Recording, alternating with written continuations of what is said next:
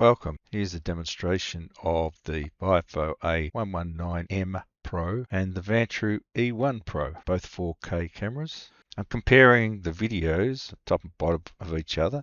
You see here I've grabbed a screenshot, highlighted the number plates. The Vantrue doesn't quite pip the VIOFO, but it's close. They both do a pretty good job. And then as the car's moving, I stop again, grab another screenshot and show you the number plates again in the car playing music. And what you can hear at the moment is the crowd cheering the artist.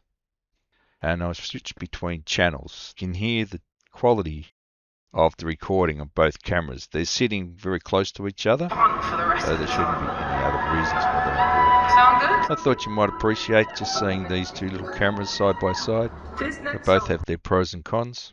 So thanks for watching.